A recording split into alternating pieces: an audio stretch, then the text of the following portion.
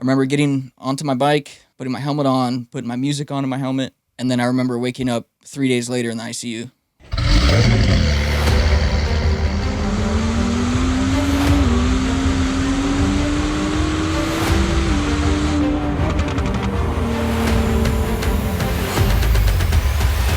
This is Hard Parking, brought to you by Right Honda and Right Toyota out of Scottsdale, Arizona. I'm your host, Jhae Pfenning, recording from my home studio here in Gilbert, Arizona. Coming up on today's show, Brice Chaidez is in studio. Aside from being one of my fishing partners, Brice is a dear friend of mine who was involved in a terrible motorcycle accident about 10, almost 11 months ago now. Well, we're fortunate to still have him with us, we'll put it that way. But this is his first time being on the podcast. And he tells some great stories about his time in the military, how that motorcycle accident has completely changed his life and what he plans on doing moving forward. Truly a life-changing experience, and you're not going to want to miss that. But first, a woman has died in New York City. I don't know if you've seen this story, but she was driving an SUV and she pulled up, got out of the vehicle, and she stepped right into an open manhole cover. According to the story, Con Ed, I don't know what that means, said it has reviewed footage and determined, as police suspected, a truck at some point dislodged the cover of the manhole. It says she fell down about 10 feet and the steam caused her to go into cardiac arrest. She was rushed to New York Presbyterian Hospital where she was pronounced dead. So that is one of the most bizarre things I think I've read in a long time. On another note, if you have not checked out the new revised version of hardparking.com, make sure you go out and check out hardparking.com. You can see all the episodes, all the former guests, and there's even a search function with completion matching. So if you want to know how many times your favorite person has been on the show, just type it in. It'll show you all the listings, whether they're audio or video, and you can check those out. Coming up, Brice Chaidez.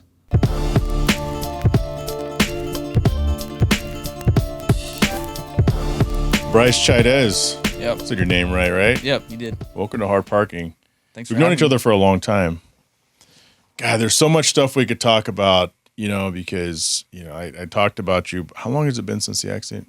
Roughly around coming up on 10 months. So about 10 months ago Yep. was the accident, and I've talked about you on here before that. But you're original One Auto OG too. I am, yep. And I can... that was this is the 10-year. Actually, dude, I want to say April 15th or 16th was the 10-year anniversary of One Auto, which is fucking nuts. I never thought about that until I'm sitting there looking at you right in front of me. And then the other day I was at a car meet and I'm talking to a guy and he goes, "Oh yeah, my woman, her name's Rachel." And I'm like, "Shit, I don't know her, Rachel." But it was a Rachel who hung out with us years ago. She had a Mustang, when she walked up with her kid, I was like, "Oh shit, that's Rachel." It's almost like not seeing you since before you went to the Marines. Right. Like you just forget because you see Yeah. so many people. Mm-hmm. But but you brought some Modelo today. Of course, always. The joke is anyone's allowed on the podcast as long as they bring something to drink. I do, yeah. But how you doing, man? Doing good. Yeah, working through a lot of the injuries still, and taking it day by day. But I'm vertical now, and I wasn't for a long time. So, just honestly count my blessings. Kind of puts life into perspective, and obviously it's not ideal in any sort, but just thankful that I'm where I'm at, and seeing slow progress month to month. So that event changed everything, and shit, you're sitting here right in front of me. You're one of my fishing buddies. I talk about going fishing every once in a while. We're the very small group of people that keep Long John Silver's in business. Yeah. And I've said that before, and people are like, "Oh, you're going fishing? What time you going? I'm going to go with you guys." I'm like, "Yeah, do you like Long John Silver's?" And they're like, "No, fuck that."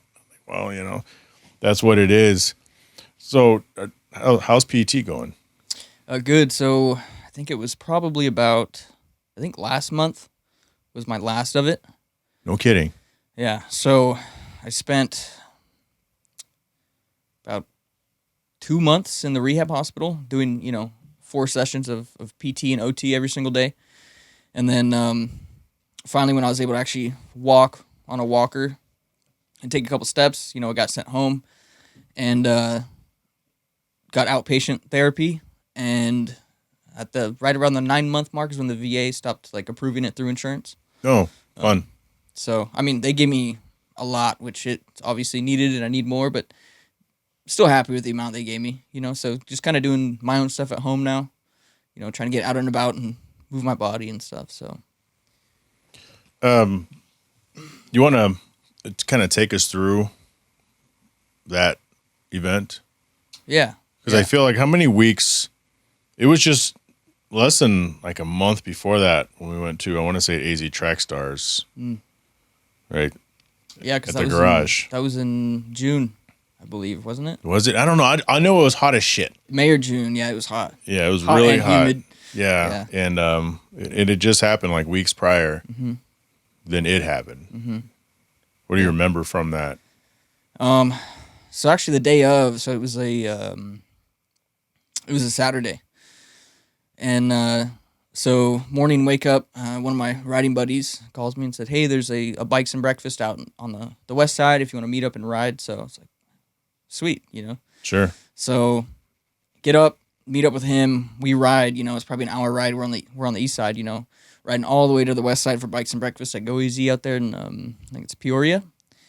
Great bikes and breakfast, everything. From there, I left, rode about an hour back to Mesa. Figured, stop and get some food. So I stopped at Pedal House in downtown Mesa. It's kind of right by my house. Got some food. Oh, yeah, I know exactly where that is. Yeah. Yeah, that's kind of a cool place. Really like that place. Got there, one of my homegirls texted me, told her to come hang out. So we hung out most of that day. Went back to my place around probably 4 or 5, ordered some borrows. So far, a really good day. I've told people this, and if that was legit my last day, I would have no regrets. Yeah. I lived it exactly how Sounds like a good day. I rode for hours. I hung out with a close friend. We went back to my house, went swimming, listening to music, just picture perfect Saturday. It was great. Yeah. And then we had planned to go hit the clubs later that night. She's like, okay, well, we got done swimming, and she's like, okay, I'm going to go get home, get ready. I was like, cool, I'm going to go to Jackson's at Tippy Marketplace, because I think they shut it down now, but it's a huge bike meet, probably 200-300 bikes, Oh, no kidding. Yeah, it was a big thing. It was basically the paths for bikes, essentially. Right. It's crazy because it's not it's a big area, but a lot of bikes can fit in an area. Yeah, because it's connected to the car wash, so they have the whole car wash area, so always a good time. So it's like, okay, cool, I'm going to go to Jackson's, hit the bike meet really quick, and then I'll come back home, shower, get ready, grab my car, and I'll come pick you up. Went to Jackson's, it's probably only 20 minutes away from me. Hung out there for a little bit, and then I was like, okay, I should probably get going. I think it's around 8:20, 8:30, around that time. I remember getting onto my bike, putting my helmet on, putting my music on in my helmet, starting up my bike, saying bye to everybody, and slowly pulling out of the parking lot. And then I remember waking up 3 days later in the ICU. So I have no kidding, zero memory of it. Wow. And that was probably about 15, 20 minutes before the accident. Yeah. It's just black. There's nothing. Because you were, wow. Because you were kind of by yourself at that point. You're broken apart from everyone, and you're just kind of on your way home. And wow. Tell everyone what all happened to your body. My eyes are all fucked up. So essentially, as I was coming home, I was about an 1/8 mile from my house. It was the last intersection right before my house. And I only know because of the, police report and intersection video, all that stuff, that a car, failure to yield, turned left in front of me when I had the right of way, and I was going straight. Ended up being a head-on collision.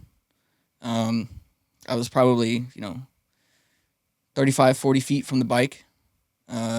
Hit the car head-on first, and then kind of flipped over it and flew through the intersection. You went through the car, essentially. Yeah, so from what everybody said, the witnesses and everything, My head went through the windshield, and then my legs kept going, and that's what pulled me out. And then I kind of cartwheeled through the air and landed about like 40 feet away. And then... So you kind of scorpioned. Yeah. It was Wow. pretty gnarly. I don't remember, but obviously, Yeah. but from the intersection video and the police report, I got to see it, and Oh, geez. it's something you see on like Live Leak or something, like unreal. Still kind of like out of body like experience type. But anyway, little did I know, but I remember waking up kind of just like it's kind of foggy, and I couldn't move. I tried, leaning up. I tried moving my arms, my legs, and I just physically couldn't move, and it kind of felt like sleep paralysis almost. And I was in this. I just remember seeing like a big yellow room, and I just didn't understand. I was like, "Oh, this is a dream. I'm just gonna go back to sleep." That happened about 2 more times over the course of 3 days. I was in a medically induced coma. So that's when I started kind of waking up out of it. When I tell you that's the most like confused I've ever been in my life, like when I had finally woken up, and I think it was one of my parents were like, "Do you know where you are?" And I was like, "No." They're like, "Oh, you're in the hospital. Like you were in a motorcycle accident." I'm like, Get the fuck out of here. right? Right? When I just thought they were like joking or something, because like I said, zero memory. And I couldn't move, and I was just like so confused because I was like, how? Like, it was like a 15-minute ride home, a road I've taken a million times. Like, how does that happen? And like, I just have like, it was a weird feeling. It's like I had like no say in it. You know what I mean? Like it happened. And then they kind of explained to me. At that point, I still couldn't move either. I'll wrap around to that, but so I had broken my right wrist, and it dislocated. I broke my right arm, broke my left wrist, it dislocated, broke my left arm, my left elbow shattered into 4 pieces, and then they had to break it into 5 pieces to fix it. And then my left humerus actually snapped in half and popped out of my body. My pelvis was broken clean in half. They call it an open book fracture. Like not connected at all. The binder is gone. It's in half, Jesus. And then my right leg was broken. And so and I had tissue damage in my left and whatever other complications, but all 4 limbs are casted up fully. I can't see them. Because at this point when I woke up and came to they had done 7 surgeries and they were already done. And I was already, casted up and everything. And I was just couldn't move anything because my arms were obviously snapped in half, still like bolted together. Everything was reconstructed with metal. My pelvis, my arms, everything. And they were just so weak and obviously broken, and I couldn't understand why I couldn't move. And then a couple days later, I spent I think a week in the ICU. A couple days later, they moved me to the trauma unit after they stabilized me and everything. And I remember one of the nurses coming in going, "Oh, by the way, your CT scans just came back. Your back is broken in 3 places too. Do you want some oxy?" I'm like, "Oh, thanks." Like, just so that that's a cherry on top, Right. And that's why I realized, why I couldn't lean up, I couldn't sit up, like physically impossible to. My back was broken in 3 places. Jeez. And then on top of that, because of the pelvic break, I have nerve damage in my leg. So even today, 9-10 months later, below my right knee is still paralyzed. So I have to wear this prosthetic exoskeleton thing in order to walk. My left arm lost about 50% mobility, so won't really bend past 90 degrees. Still dealing with that, and building all the pelvic strength back and arms and everything else. But that's kind of everything for the injuries. Jeez. So what's the best case with mobility and coverage, as far as not coverage, but mobility and recovery for your body? What's the best case? Best case scenario, the nerve damage in my leg begins to heal, which they said it'd be a year minimum before it even starts to, and even probably another year or two after that to really get. But it's supposed to start to, hopefully, statistically, right? Yeah. Okay. They don't know for sure, but they said hopefully. Because right now, like I said, below the knee, so my foot doesn't move, my ankle doesn't move. I can't, all the leg movement comes from like my quad. So best case scenario, eventually over time, all that comes back and I get back to, running and jumping and squatting and stuff like that. So, but I mean, right now I'm content with walking. I didn't, with the pelvic break, I didn't walk for 2 months. Sure. So they had to get this huge like crane to lift me into a motorized wheelchair for 2 months and stuff. That's the Hoyer lift. The Hoyer, yeah. Yep. Mm-hmm. It's the mechanical lift, yeah. I remember when you got transferred.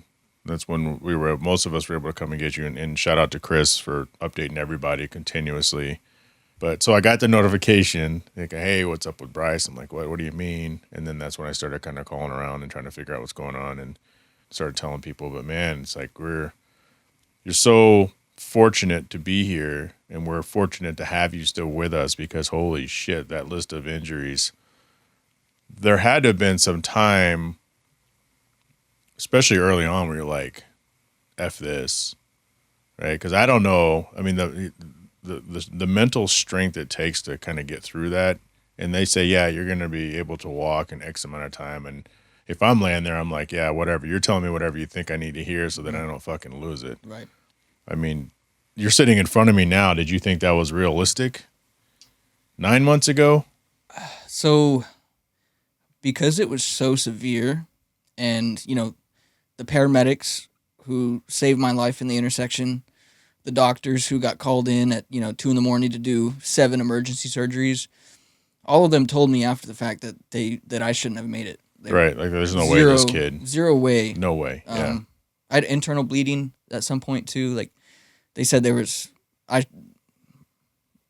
such like a small percentile of like anybody who comes out of that accident, how severe it was. You would have been black flagged on the field, like a field medic, right? They go around and they color code people. Yeah. So I think even when I got transferred over to the trauma unit, I remember I had to use the restroom and the nurse wasn't coming in time, and I was like, oh, and my cousin was there.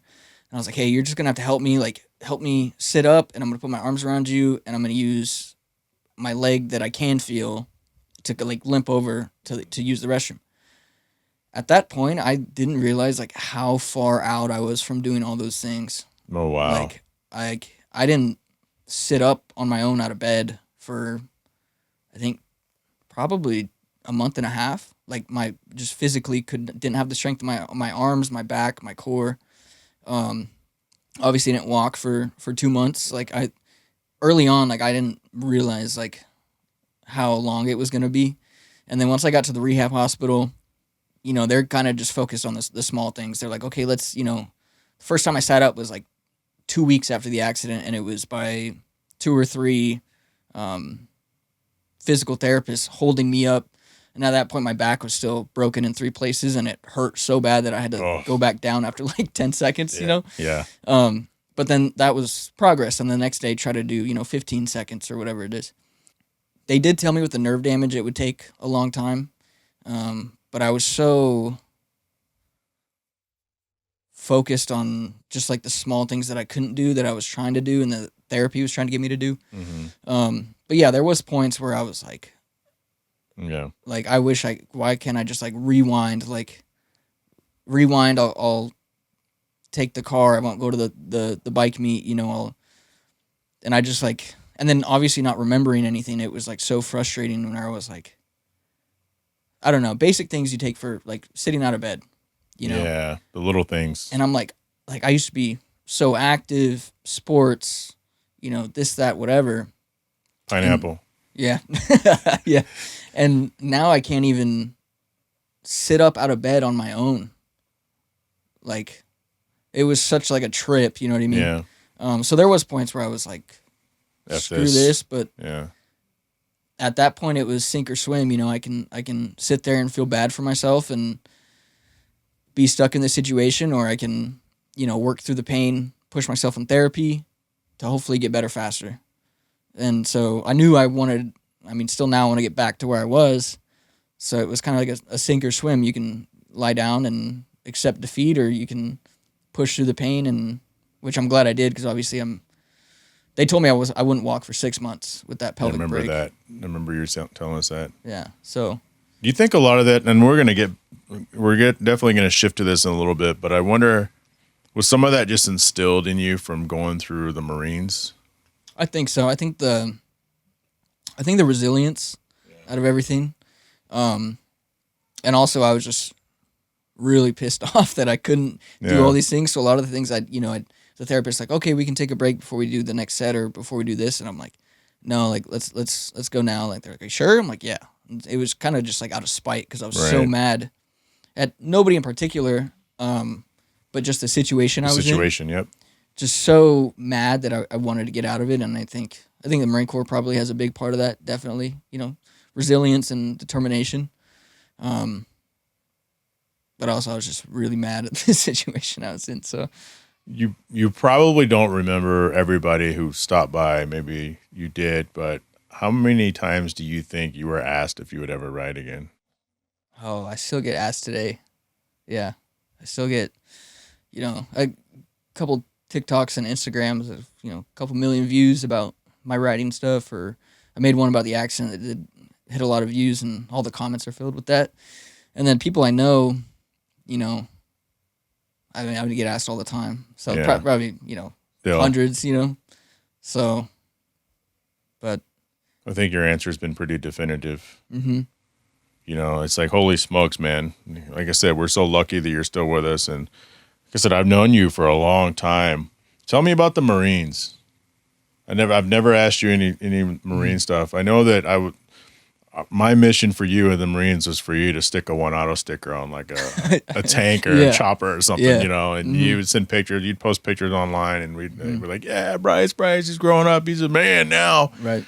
But yeah, tell all of us some stuff about the Marines. Yeah. Your experiences.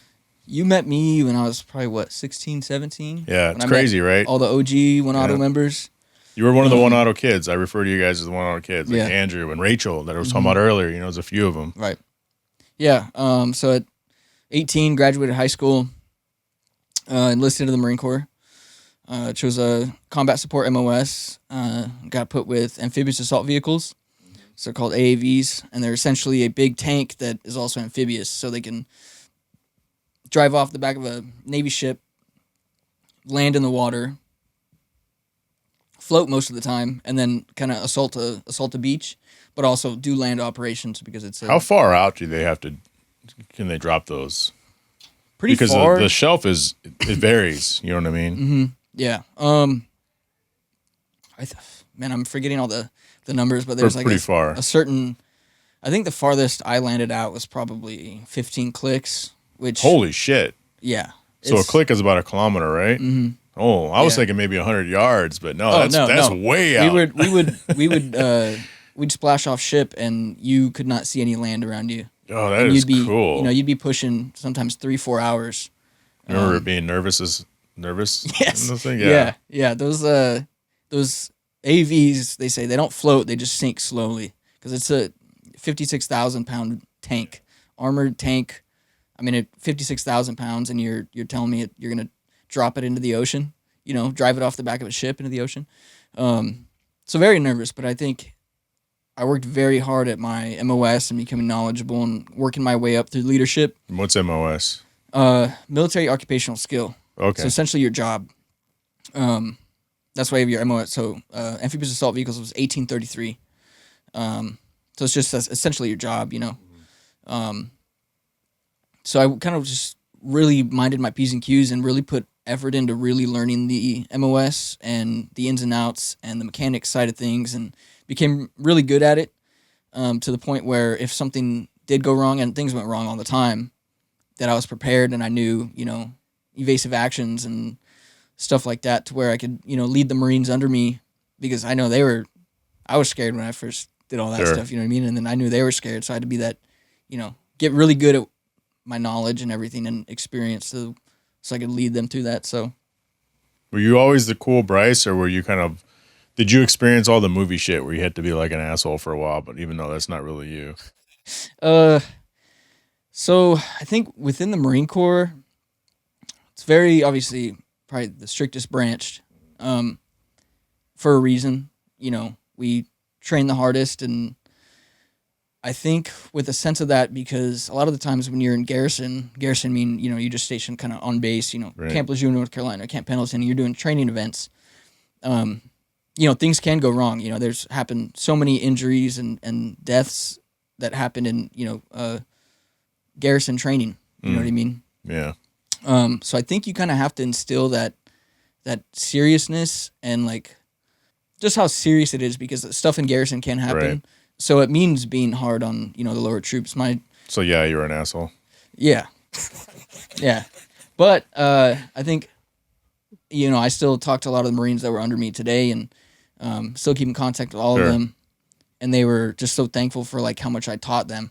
So I made sure there was that level of, seriousness and because it can be life and death in garrison or when we went overseas and stuff like that. Like, but I also taught them very well and guided them, and I think they respected me a lot for that. And I think, they all keep in contact with me still today. Some of them are still in, some of them are out. So I think that's cool. Are there more accidents because we never hear about them in the gin pub? Are there more training accidents than one would believe? Yes. Yeah, it's crazy. Yeah. Wow, that's crazy. Is it just? Do you think it's just people just lose focus, get tired, or just not pay attention? I mean, not paying attention and losing focus, one could say are the same thing, but I don't know if they're technically the same thing. But what do you think causes that? So I think it could be kind of a mixture of things. One can be, miscommunication. I remember we were doing training ops where we'd have, infantry in the back of our tanks. It's a, infantry carrier. And we were, fighting a notional enemy for a training exercise. And so we couldn't, so before you drop the big ramp in the back to let everybody out, usually honk 3 times to let everybody know. And there's somebody back there watching the ramp, make sure nobody walks behind it. Sure. When we're doing that, it's no horn, no really communication, no one's standing back there. And it's pitch black at 2 a.m, and you have to get that done for the exercise. So thankfully, for every time I was kind of in a situation like that, everybody was safe. I remember when I was overseas, this one girl her legs got ran over by a 7-ton truck. And that was just kind of a mix of the front ground guide not seeing because it was pitch black, and then maybe her not, seeing where she was at, or, So I think miscommunication, also complacency. Sometimes if you're, in garrison, you get comfortable with it everyday, day-to-day thing, and even though we're driving Every day is around, a rinse and repeat, and you just Exactly. We're driving around these big amphibious tanks, but it's like normal for us. We do it every single day. It's our 9 to 5. So there is a level like where you can get complacent. That can lead to injuries. Other stuff I think is just maybe experience. So, lack of experience with younger Marines, you're throwing 19-year-olds in the driver's seat, you know what I mean? But they have to learn. So a lot of mix of things, I think. But what was your most, I wouldn't say fun, but maybe interesting task when deployed? Are you always doing the same thing, or it's like, okay, we have downtime, or you're doing the garrison? And I'm coming from a civilian that watches a lot of TV and has no idea. So you're on garrison duty 9 to 5, or you're garrison duty in the amphibious tank, but on every Tuesday you have to do this other thing, or you have free time to kind of either mess around or find something to learn as well. Like what are some of the things that you would do, I guess? So a lot of it, our most daily stuff, we call it the ramp. It's basically the motor pool where, all the AVs are parked. And it's maintenance. It's doing, pre-op checks, water testing them, log books, all that, because we log every mile, every hour, all that stuff. But also, we had a training schedule, so sometimes, this platoon, has a 1 week field op going out to the, LZ Blue Jay or whatever on base. Do a training op. I got sent to 29 Palms, California. I know where that is. Four times. It's cool as shit. It's cool as shit to drive through. Yeah, we have different experiences. Because it looks like it's a bomb test site from the 50s, Yeah. And it could be, I don't know, but I know I've gone through that 29 Palms highway and I've looked around like, holy shit, where am I? In Tatooine? Yeah, yeah. I think it's the largest training area in all the United States or something like that. Oh, wow. But just I couldn't even tell you how big it is. But you have everybody coming in. Like we trained there one time. The British came in, the Canadians. Who was it? The Dutch. And we're doing a big war fighting exercise. So it's huge. It's unreal. But I'd go out there, and I think that probably one of the coolest things I did was I was specialized in a thing called a MCLC, MCLC. It's called a mine clearing line charge. Oh. So it was kind of like a modification that they'd put on top of our AVs, we call them Amtraks. We just call them, or tracks or whatever. So it's a modification we put on top of our track. And essentially, it would open up hydraulically, a rocket would lift, and then it would shoot this rocket out. Loudest thing ever, by the way. And because you're inside the Amtrak. Oh, jeez. It's unreal. Like, it pounds your chest. So it's like mandatory. You have to have shit in your ears and on your ears? Yeah, definitely. So then it shoots, and there's 3 tubs. So there's 3 rockets, 3 tubs of 2,000 pounds of C4 attached on a rope to that rocket. So that rocket shoots out. It's 75, and I might be wrong. It's been years, but I think it's 75 yards of C4 that does that 2,000 pounds, and then 100 yards of just rope. So you're about 100 yards away from the blast. I can show you a video. It is the biggest explosion that I've ever witnessed in my life, and we were sealed up, closed hatches in the Amtrak and everything, and it blows you back, and it's unreal. Like I couldn't even I could pictures and videos of it, but it's like, are we sure this is safe? Right, yeah. And then you're driving around on a tank trail somewhere, and the Amtrak's going everywhere, and a lot of C4s in the back, just it's like putting a firecracker in a toilet type. It sounds a little unnerving. Yeah. I don't know. Is your microphone like slowly going down? You're getting closer to it. I don't know. I can't tell. There we go. It's starting to get kind of like that. But on your deployments, or even when you have other countries come in, do you guys ever trade stuff? You ever get a chance to hang out? Like, do they do challenge coins everywhere? Is it just like an American thing with the challenge coins, or what do you guys swap out, patches or what? So when the British German Playboys versus American Playboys, when the British and the Canadians came in to 29 Palms for that war fighting exercise, I got, what did I get from them? I got a couple patches, I think, from the Canadians, and I think I got a British beret, one of their berets, and it was funny because a lot of the times those ones, people that are coming all the way over here, they're, higher enlisted or officer. So they've been doing it, 10, 15 years already. Mm-hmm. Very experienced compared to, little, 20-year-old Lance Corporal Chaidez, And I remember walking into like one of their higher up, we call them a hooch. It was like this basically like half soda can that you sleep in, just this metal, whatever. Hooch. Yeah, hooch. Yeah, they used to be called Quonset huts, but they changed them. And I remember walking in and I realized it was like they were older, they were higher ups, and I don't know, they're not my chain of command. So I was, hey, do you guys want to trade? And I think I traded a blouse, one of my cami jackets for some of the stuff. And then when I was in Norway, I got, I think, like 3 different patches, couple berets, stuff like that. So yeah, we trade. So I still have all that stuff. I think it's coolest thing ever. You have like a display case for them, or you're gonna make something, the glass and the felt or something? I should. I haven't yet, but that's a good idea. Yeah, it's a damn good idea. Yeah. You should do that. Yeah. What about your off-base excursions? I mean, there's nights where you go off base and you go into town. Any fun stories you can share? Oh, There was this one time.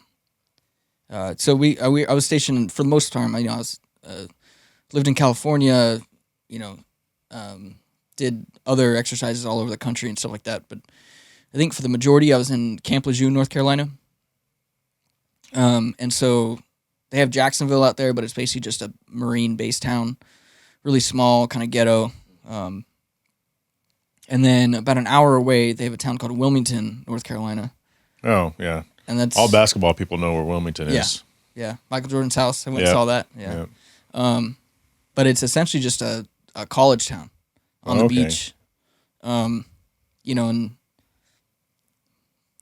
5 to 8 of us, I think, 21-year-old Marines, young and dumb. We'd always go down there, and they have a downtown, I think it's called Front Street, all the clubs and bars and everything. And it was a great time. You could go daytime, you could go nighttime. Wilmington was just like a nice break from base. You're like an hour away too, so a little break. Feels like you're off the leash a little bit. One of the times, we all met up at this one bar called Bar Club. It was like Russian themed, so they had like fake AKs on the wall. I think it was called Pravda. Mm-hmm. And we've been there a bunch of times before and stuff like that. Did it have like the Russian writing words and stuff on it? Yeah. Writing had like the vodka you can't buy here. Yeah. Yep. Okay. Yeah, but it was a cool place. It was on the smaller side, but it was a fun spot to hit for sure. And of course we're all drinking and young and dumb, and one of my buddies got into it with some random person at the bar. That other guy's like 3 or 4 buddies pulled up to my buddy's face, but at the time, like I said, there was probably around 8 of us in there. Scuffle happened. we see it. We show, because we have eyes on each other. We'll kind of go on side quests and stuff, but we keep eyes on each other. So there was like 8 of us. So then that breaks out. They all end up on the floor. Security comes.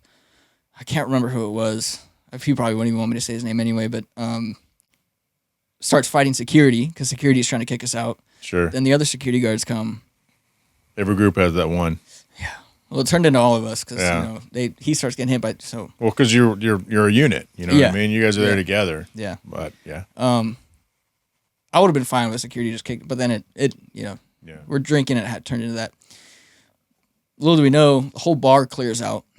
Everybody in there clears out.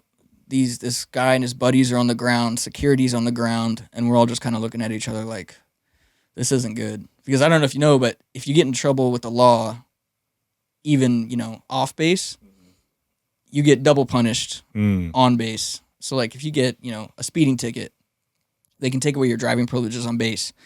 DUI, or you get arrested, or assault charge, you get punished again on base. Sure, yeah. Not a good time to get punished on base. So we're kind of looking around, and we're like, oh, this is not good. So we start clearing out. We run out to the street, and the whole front street is like just a 2-lane, one way each way for cars, and they're all only going, 2-3 miles an hour. It's really walkable area. All of a sudden, we see the cops on horses coming. We all split, and we had split up. I think it was like 3 cars between all of us. We all parked different areas, so we just like split, and we all ran different directions. Somehow, all of us made it back to a car, drove back to base, met up like right outside the gate at this gas station that was right out the back gate in Sneed's Ferry, and got accountability of all our guys. Kind of looked around like, okay, nobody's arrested, nobody's stabbed. Everybody's good. We got this. Made our way onto base, and so I think we stayed out of Wilmington for probably a week or 2 after that. But nice. Back to it, but that was one that got out of hand for sure. That's fun, man. That's a shit ton of fun. So what are you doing now? Like you come back and you open up Pineapple Detailing, and then you're doing that, and then you have the accident, and now you're on your road to recovery. Seems like you're doing well on your road to recovery. Are you looking at? Do you moonlight on the scene at all? Do you go out to meets or anything, or do you just kind of do your own thing? Lately, because because I don't know how involved you were anyway before that. Mm-hmm. Anyway, because my biggest excuse was I used to travel all the time. I think you remember that. Yeah. I don't travel for work anymore. I still don't leave the house. Right. I go to a very few things. But for you, because what do you have right now? You have the Alpha? Alpha. What else? Still have the work van. Mercedes. And then I sold the Tesla last November, October. Okay. So just the two. And then I have another Ducati that I still need to sell. Do you have any pieces of your other Ducati? I have the key, and I think that's it. Now, as a red Ducati, what? It was a 959 Panigale. Yeah. That was a beautiful bike. It was. I had everything, like, down to every screw on that thing, like, polished, like, everything. Just, I mean, with the AZ Track Stars, it was entered as a show bike. I had that thing looking so good. Yeah, so the bike was actually split in half. So there was no front end left. There was half the motor was gone. All that was left was the rear wheel, the back seat, and like half the motor. Everything else was like in, tiny little pieces, like it wasn't even there. So remember, I was still in the rehab hospital, and they got it. Paul and Mikey, AZ Elite Towing, came in super clutch for me. Picked it up from the tow yard, brought it back to my house, and then I think that was right before insurance took it. And I remember FaceTiming somebody that was there looking at it, and I was like, "Is that the key?" And they're like, "Yeah." And the key was still in the ignition. I was like, "Grab it!" Right. My little Ducati tag on it. Grabbed the key, and then a couple days later, insurance came, towed it out, and That was that. There was nothing salvageable. It was literally severed in half. So I think I remember you posting pictures of the scene, and as expected, there was just shit everywhere. Mm-hmm. But I didn't know if it was like, but you got the key. Yeah. The key is cool. Right. So what are you going to do? You just look at when you still have your detailing van, is that maybe one day, are you going to have the mobility to even do that, or probably not? And then what are you going to do? Debadge it and sell it, or debadge it and turn it into something else? The rolling cigar lounge, that's a big thing. Yeah. People are doing that now. Yeah. No, I don't think, even once a year comes from the accident, and hopefully my leg becomes, like, the paralysis starts going away. I won't be running or jumping for another year or two. So I don't think I'm going to be in any type of position to have a job that requires a lot of mobility. Right. So definitely going to sell it. Get into something else, like I said, less laborious and less mobility. But I don't know, new beginnings, I kind of see it as. So good for you. Yeah, I'd be kind of doom and gloom myself. That's why I'm glad that didn't, nothing like that's happened to me, because then you don't know until you're faced with that, right? Mm-hmm. But there's obviously stuff out there, especially in today's world. And like I said earlier, it's great to see you as always, and we're just so, I guess, gifted that you were able to make it through that. Because I got, going and seeing you, it's like, man, there's Brice. There's Brice. You're going to get through this. And then just kind of the look in your eye, I just didn't know at the time. It's like, do you feel you're going to get through it, or you're like, fuck this? And at the time you were probably like, fuck this. Because that was pretty soon afterwards. Mm-hmm. And in communications with you, I mean, you're laughing today and having fun. And like when we went fishing a few months ago, which, by the way, we got to go fishing again before that place closes. I mean, I think that's the only place. I don't know if there's one in Queen Creek, but I know in Mesa, Gilbert, Chandler, maybe even Tempe, that's the only one. It's the only Long John Silver's, and it's a full Long John Silver. It's not one of those half breeds, right? Like half Taco Bell, half. Yeah, because that was the one over there by Costco, mm-hmm. and that one always sucked, but it was conveniently close. Yeah. So you just kind of ate it like once a year and took it in. Yeah. I think it's. What did you ask right before that? You kind of made it into a 2-part, I think. Yeah, that's what I do. You know, I forgot the first. I was thinking about going fishing. Mm-hmm. Yeah, we gotta go. We gotta go keep that place in business again. Yeah. Yeah, I think I was still on a walker, I think, or a cane. You were. Yep. You had a cane. Yeah. You rolled up in the Alpha. Yep. Everyone was like, "Who is that?" You know. So that's B. Yeah. Handicap placard and all. Handicap placard and all. You have that though now, right? You can always rock that thing. Yes. God, I was gonna ask you something. I'll let you open that beer.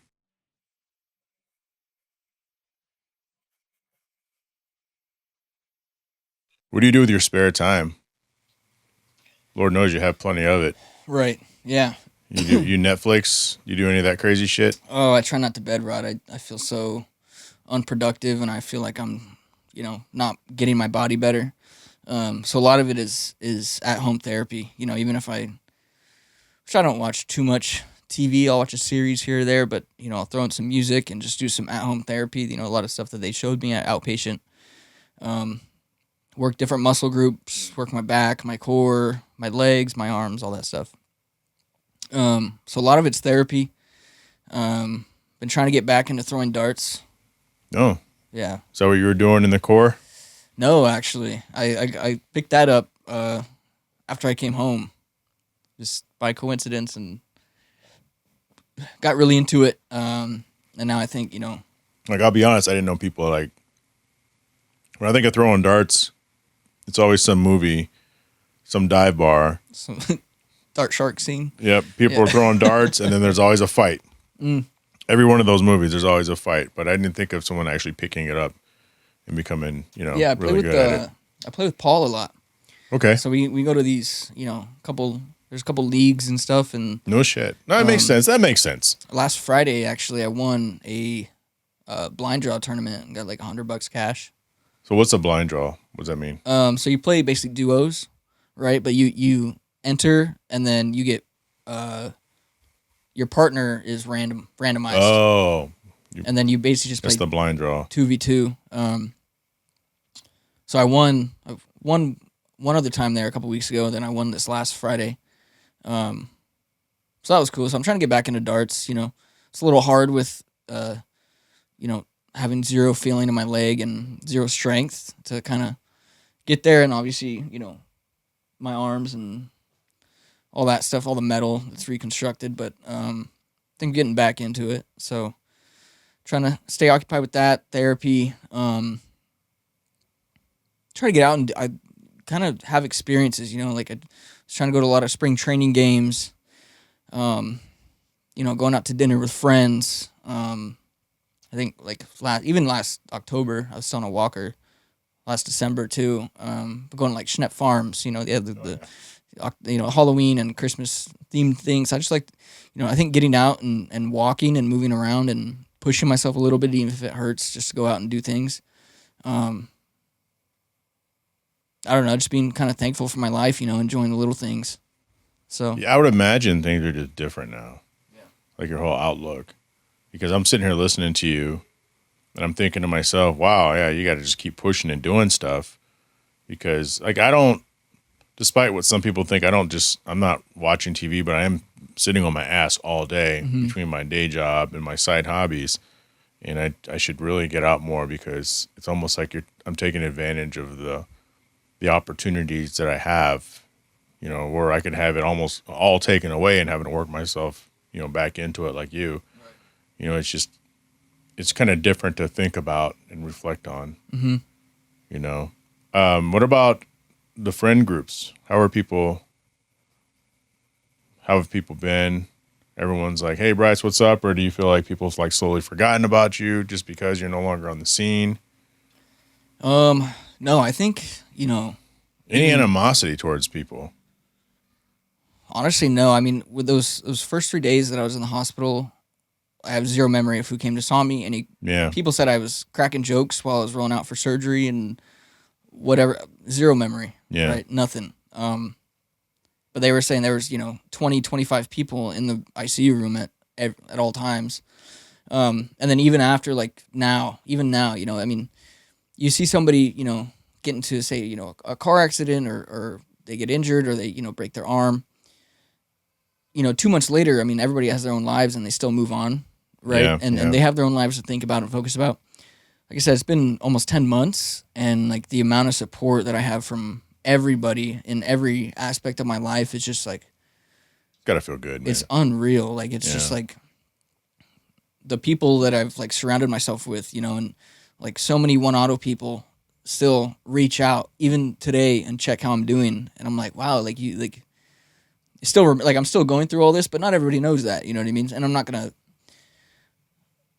go around, oh, I'm still like this, I'm Right. trying to get better and move past it. So the fact that everybody still checks in, sees how I'm doing, sees if I need anything, is just like unreal. Like the quality of people that I have in my life and that like show up for me, like, it's just so thankful for it. So,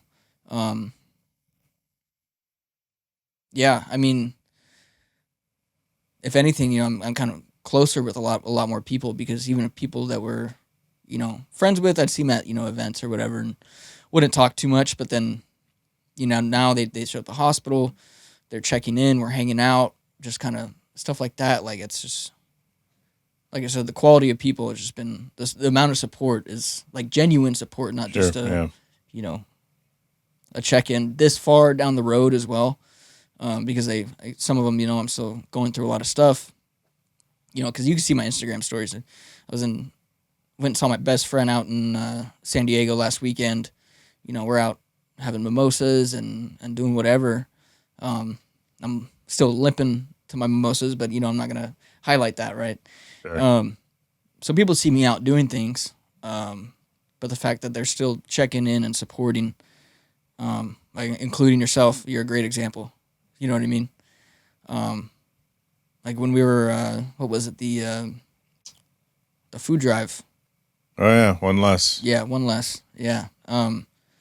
Like you there, everybody else there still checking in. Mimi being so like supportive and considerate and what's the word? Accommodating for me. Yeah. To get me involved, even though I was, this far down the road. Like I said, it's just unreal. Like the quality of people I have in my life, just I couldn't ask for more. So It's kind of like an inner wealthiness. I don't know if I said this on an episode, but I know I've thought about this before. Sometimes we don't have everything that we wish we had, but some of us can look up and be like, wow, when it comes to the friend groups and the people who care about you and people you care about, we're lucky, man. Mm-hmm. We have people, because there's a lot of people who wouldn't have anyone come and visit them, or they'd have the people from work maybe check in on them. Mm-hmm. And just like anytime you leave a job, everyone says, hey, let's keep in contact, and no one ever does. right.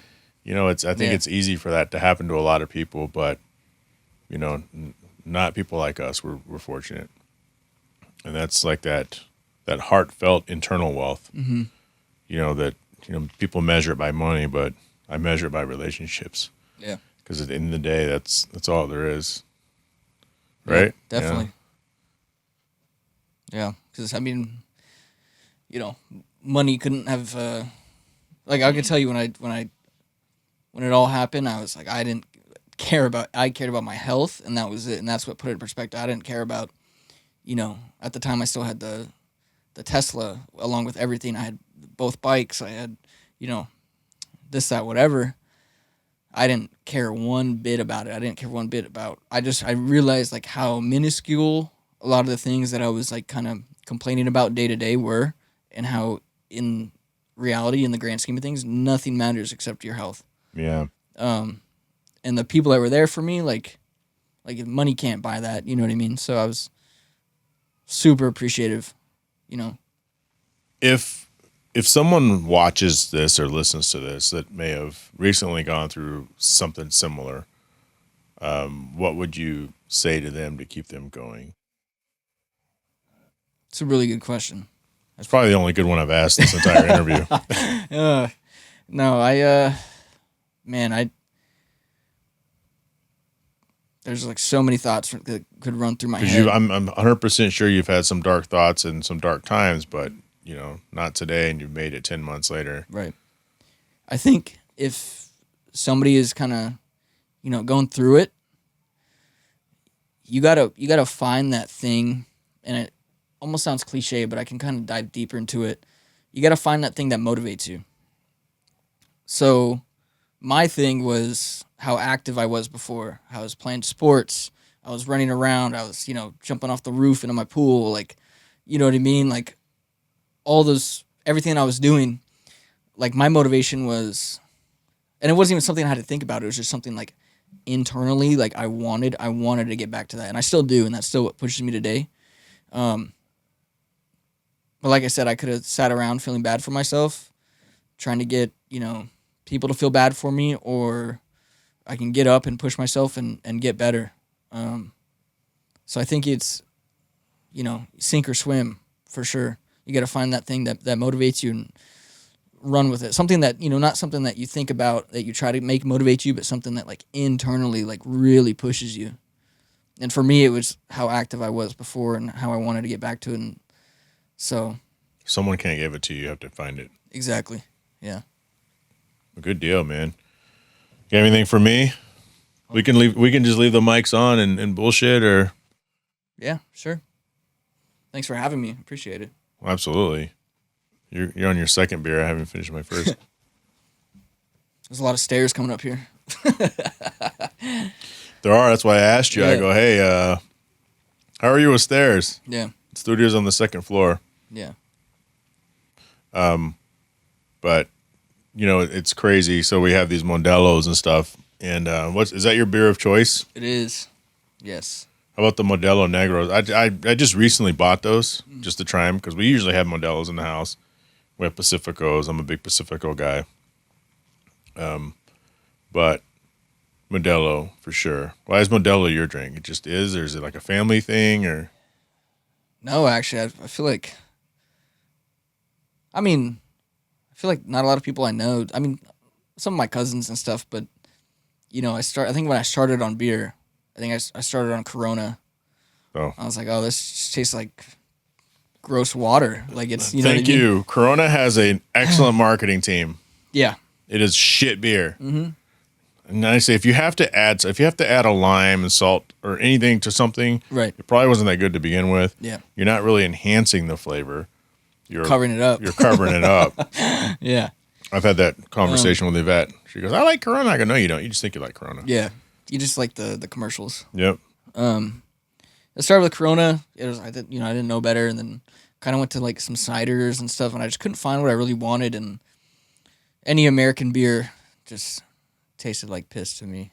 It was, you're at a party and you're drinking, make it happen, but then one time I tried a Modelo, and it's more of a darker lager rather than like a light beer.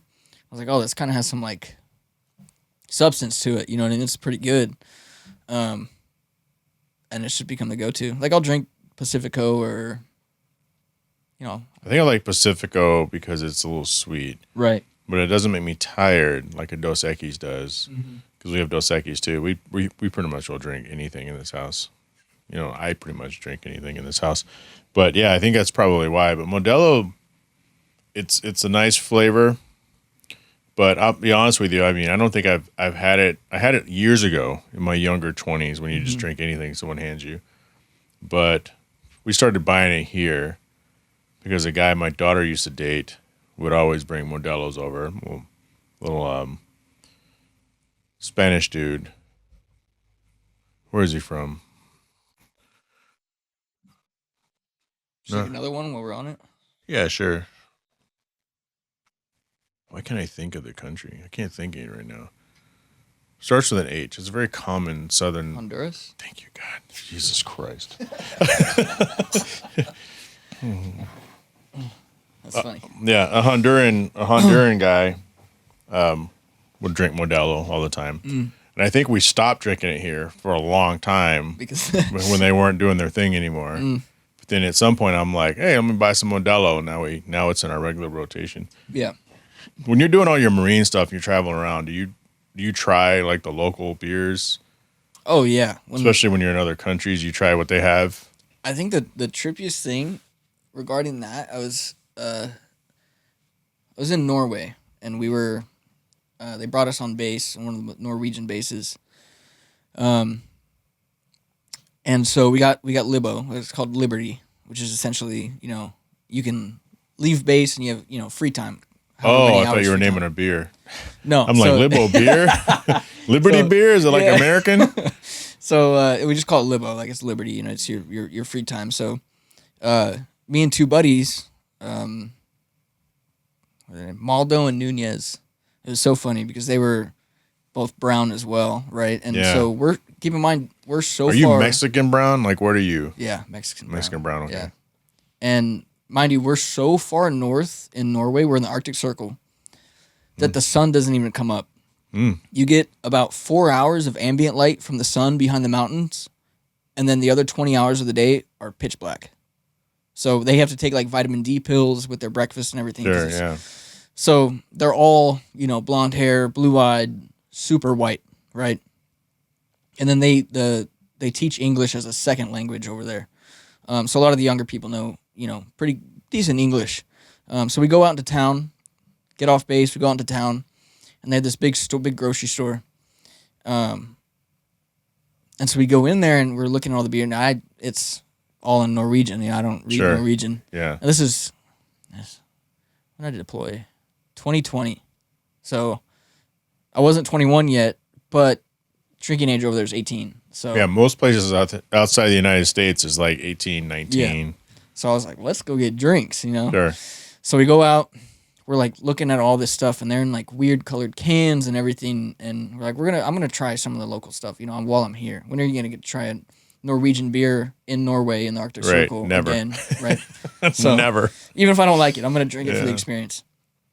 So I'm looking. All of a sudden, this Norwegian guy comes up, opens it, tears open the 6-pack because they were wrapped in kind of like that plastic. Yeah. Right. It was like a 6-pack. That's what they do in other countries. It's like shrink wrapped almost in this beautiful color package that you can't get through. And they're like 6-packs, and he goes through, rips it open, grabs one can, and then walks away. And I was like looking at my buddies, like, did he just steal that? People do that. It's weird. So I guess and I had to ask somebody because I saw the next group of people came and did the same thing. I'm like, you don't because this 6-pack, you buy the 6-pack. Mm-hmm. You can go get a 40 like a tall can or something, right? Yeah. But you can't go up or like a mix and match, but two you can't beers just grab out two of the them, 6-pack and then go, right? And he's like, oh yeah, you can just grab if you only want one, you just grab one. And I was like, but they're wrapped in 6-packs like this. So I was like, okay, that's kind of cool. So grab a bunch of beer, head out to the checkout, and I was like, oh, self-checkout's open. Sweet. Go to self-checkout, scan. I look up at the screen. It's like a page of gibberish, like the whole script, because it's in Norwegian, and I didn't think that far. And it's nothing but Norwegian, different color buttons, like our self-checkout, right? At Target or something, right? Numbers and Norwegian and buttons, and I look up, and I'm just like, I never felt like so helpless in my life. And then at that point, I don't think we had that stuff on your phone where you can like a translator or something. Show it, and it'll read like your camera, like whatever's translated on there. And I just like look at my buddies, and they're like, I'm like, crap. They're all great people, Norwegians. One of the workers comes up, sees me struggling. Like I wouldn't even say anything. I was just kind of like looking confused. He comes up, boom, boom, boom, boom, boom. He's like, okay, you can tap your card, and speaks in English. I mean, mind you, we were the only 3 brown people in that entire probably city or that store, right? And he came up and spoke English and helped without, me even saying anything. So, but I thought that was kind of a funny moment. But how was the beer? Don't even remember. Yeah. I don't. Do you remember having like real Heineken? Because that is a thing. Our Heineken is completely different. So when you travel on the other side of the world, if they have Heineken on the draft, if you ever travel, if you don't remember doing it, if you're ever traveling again, which you probably will be, you're young, you have your whole life ahead of you. If you're ever in a country like Portugal or Spain or somewhere that has Heineken on the draft, get one. Okay. It will blow your mind. I think I missed that opportunity because I was in Ireland, and this was right before we went up to Norway, and we went to this pub. What was it? I think it's called the Harp. It's an Irish beer. Yeah, there's a Harp. Yeah, the Harp. So we went to this pub, and we're all in full camis and everything, and it was kind of cool experience. Were people like, oh, soldiers? Well, yeah, we weren't even supposed to be there, so our plane Right. our plane caught some birds over the Atlantic. Okay. From Cherry Point, North Carolina, we flew out from, and we were stopping in Shandon, Ireland, to just refuel, and then go up north to Norway.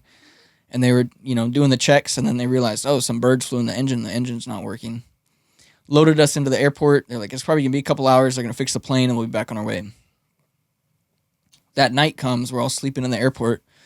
They're like, all right, get up, let's go. They load us out on these right-hand drive buses. I thought that was kind of cool. Yeah, of course. And they shuttle us like 45 minutes away to, Galway and Ennis, Ireland. And we stayed at the inn at Drummaland, it's called. There's a pub right next to it. And we weren't expecting to be there.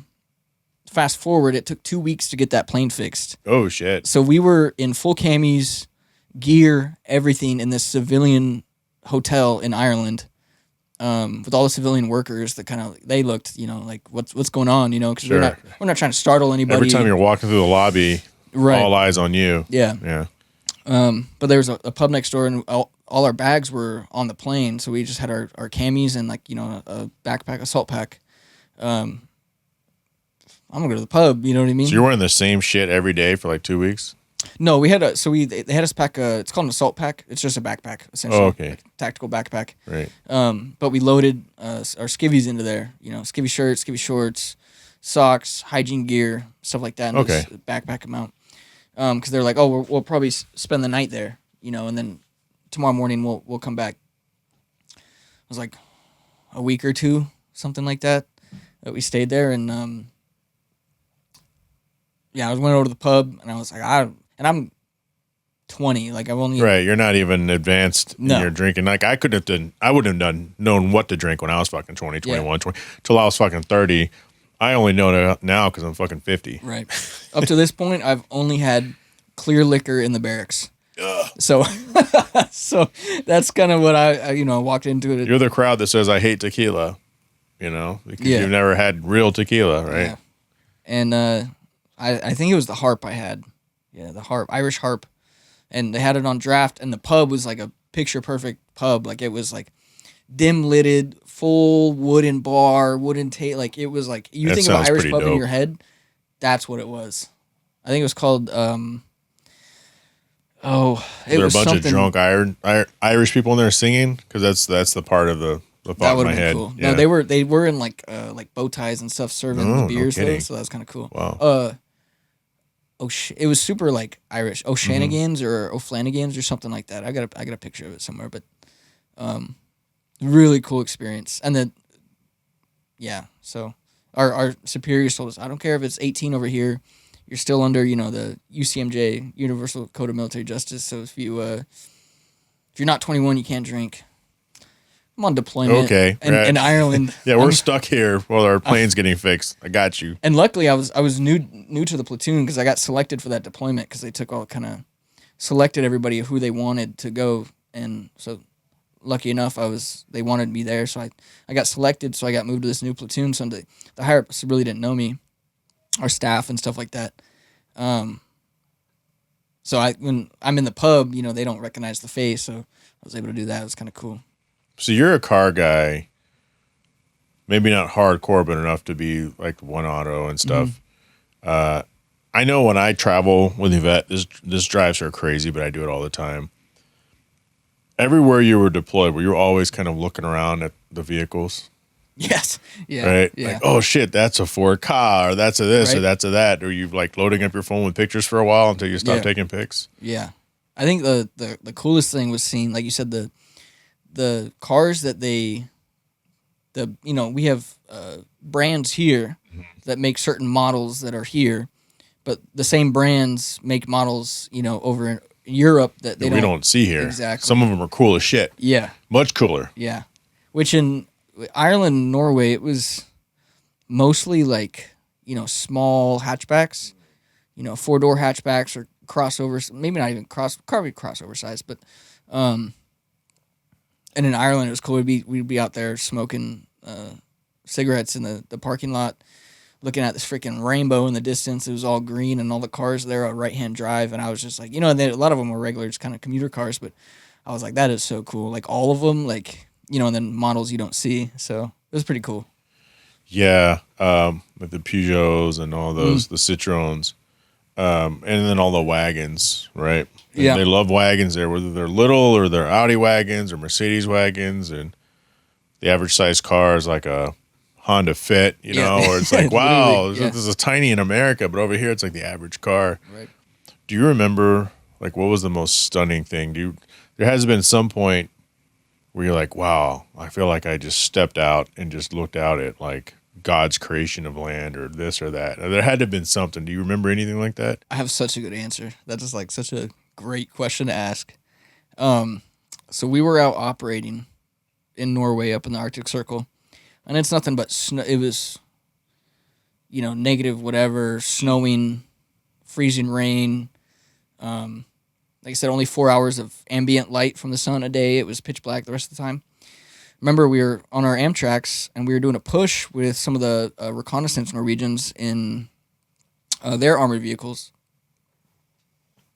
We're out in the middle of nowhere. And at that point, I'm driving. I hadn't made it to crew chief yet. All right, I did, but I moved platoon, so they put me as driver. So I was driving the whole time. We get to a stopping point. We're waiting on some clearance for something to move forward into a different area or something like that, right? And it's probably 3:30 in the morning, roughly, in the Arctic Circle, and it's snowing. It was freezing cold. Like, it was bad. So we're sitting there, and they're like, yeah, we're probably going to be here for a while. That's what the Norwegians were telling us. And I think it was just our Vic and theirs. So it was like just our two Vics pushing together. And I remember the amount of stars you could see. Oh, wow. Was unreal. Like you're in a planetarium. Yeah. And so we saw the northern lights up there mostly every night, but a lot of times it was just it looked like a green fog through the sky, and it was gorgeous. Don't get me wrong, it was gorgeous, but most of the time it was a green fog. And I remember sitting there, just laying on top of the Amtrak. Those things are tall. Those things are like 12 feet, 13, 14 feet, whatever, but it's mostly flat on the top. So remember, we're just like sitting there and just like looking up at the stars, waiting, have the comm helmets on so we can hear comms and, know when to go.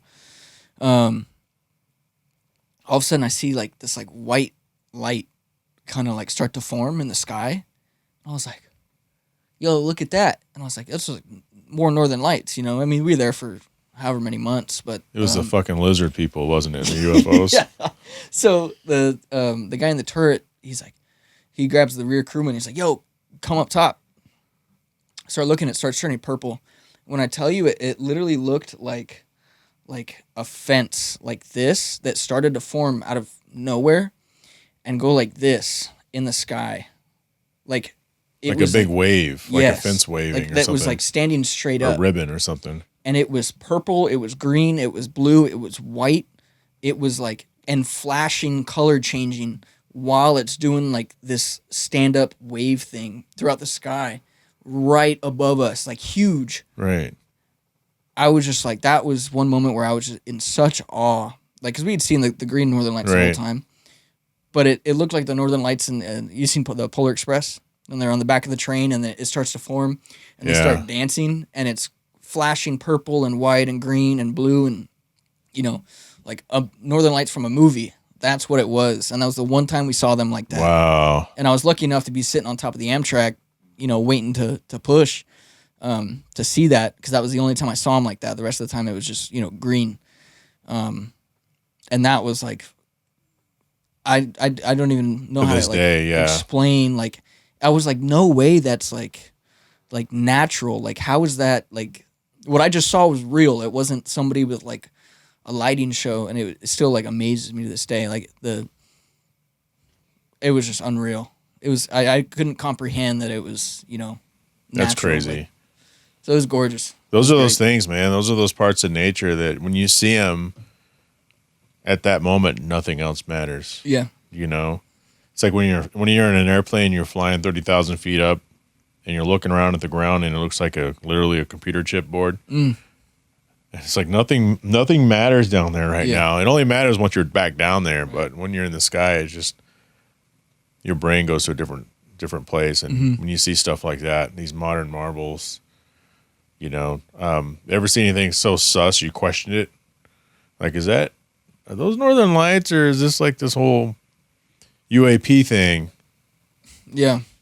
There was times I think I mean a lot of people kind of did, but when we were doing that big warfighting exercise with the other countries in Twin Palms, you're getting 2 hours of sleep a night because you got to do fire watch and gun watch, and you're sitting there in a 3-man team.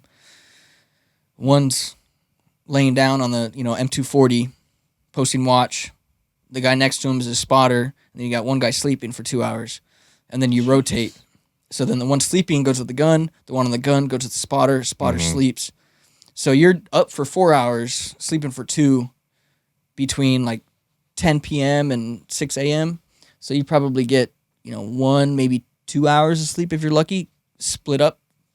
So we'd be so sleep deprived. And I remember just like hallucinating, and the Twin Palms is huge, and it was so dark, like no natural light, that like the moon was bright, like really, really bright. So like the moon lit the ground and everything, but there were shadows and other units were moving around. We were looking for the enemy, stuff like that. And I swear I would like hallucinate people out there, like just kind of like, Dude, I get it. I've been so tired driving, especially, okay, so when I first bought my NSX, my first NSX, I took a red-eye flight from Portland to Minneapolis. My cousin lives there, which is great. So I was able to fly there, pick up the car, go to her house, freshen up, and then get back in the car. Freshen up wasn't taking a nap or anything. It was taking a shower, freshening up, driving to Milwaukee, because Yvette, my wife, had taken the ferry across from Muskegon, Michigan. I was so tired outside of Milwaukee. You start seeing shit that's not there. It's almost like one eye is asleep and one eye is awake. And I swear to God, I saw coworkers, and I was talking to coworkers that weren't even there. And I was at some point I pulled off into a McDonald's and got out of the car, bought a coffee, and kind of walked around to get my bearings. Right. Because it's a dangerous spot when you're so sleep deprived. You just start seeing shit, man. I can't even imagine some of the shit you probably had to go through. Yeah, it was in the Marines. It's an experience, but I mean that's like you said, same thing. You think you're talking to somebody, you're not, or you're seeing somebody clear as day, and you're not. And it's like what the. I mean, definitely worth the NSX, but I tell you what, man, those road things were just like on the shoulder was like, oh shit, whoa. But yeah, Brice, man, I appreciate you coming by Hard Parking. It's been great. Thank you for sharing your stories, all of them. From the bikes to the services to everything we've talked about. We're gonna have to go fishing again. Thanks for bringing the beer by. Of course, appreciate you having me. Of course. I mean, are you active enough? Do you want people following you on social media? Sure. Yeah. Tell them your media. So I use Instagram and TikTok mostly Instagram. Instagram is gonna be Chaidez, Bhaidez. Yeah, and I'll link it too. Yeah, that's the same thing for TikTok. Who's the little character you use on there? So that's a. That looks like a Very Odd Parents or one of those things. Yeah. So it's me as a Danny Phantom character. Ah, Danny Phantom. That's the okay. So it's the Danny Phantom animation style. Jesus. But it's got the guy with the purple background. I use purple lights everywhere in my cars and at the house, whatever. So I use purple like back ambient lighting, whatever. And then he's got the buzz cut. He's got the fade. He's That's just sitting funny. there just like that. It's just me as a Danny Phantom character. And one of my friends made it for me probably like, I don't know, probably like 7 years ago or something. So he had some app where he could do that, and like he made one for my other buddy. Oh, and I think he put a chain on there too, and ever since then it's just been my profile picture. So well, that's cool. That's funny. All right, man. You're the best. You as well. I appreciate it.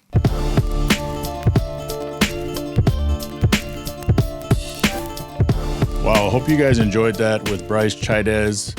Man, like I said, I've known them since he was a teenager. And the car culture is weird because, you know, I can't really think of any other situation in a hobby sense where, you know, I remember when I first met him and still in high school. I'm a grown man and it's car stuff. And I remember he, myself, Eddie Ramos, and a few other guys, we went and celebrated one of these kids' birthdays at Dave & Buster's, and it's crazy being around people like that are actually younger than your own children. And now he's you see he's grown into a man and experienced life, and good Lord, you know, with the motorcycle accident, man, what a scary time. So I hope you really enjoyed that, and go ahead and reach out to him on social media and tell him what you thought about our conversation and his incredible survival story. And his story's not over. It's still being written. So with that being said, I want to thank Right Honda and Right Toyota, AutoCannon officially licensed Honda and Acura gear, Arcus Foundry Spark Forge, Patreon business supporters, Kuya Automotive out of Winter Garden, Florida, Automotive Specialty Tools out of Owings Mills, Maryland, the Lucky Break Sports Breakers out of Caledonia, Michigan, Big House Small Home Design out of Ashburn, Virginia, and Caledonia, Michigan, Shaping Success with Wes Tankersley out of Boise, Idaho. Technically Shaping Success, Treasure Valley. If you're in a position to help the podcast upgrade, you can join the Patreon. I ask you every week. It's just part of my standard thing. Patreon.com, Hard Parking Podcast. Make sure you're subscribed, especially on YouTube. If you watch this on your device on YouTube, down in the comment section, if you swipe to the left, you have an opportunity to hype the video. And if you're watching it, period, go ahead and make a comment, especially if it's on YouTube, because that helps drive the algorithm. If you just watch it, great. If you watch it and leave a comment, it helps the algorithm. I want to thank Mark Stolman, Catherine Cox, Eddie Ramos, Richard Graves, Byron Jones, Bo Jung, Alice Gamina, Drew Bunkley, and of course, Dre Mullins. If you have questions, comments, or concerns, info@hardparking.com. Go ahead and go over to hardparking.com and check out the new website by Arcus Foundry Spark Forge. And make sure you're following on Instagram, HardParkingPod, and I will talk to you next week. Shut up!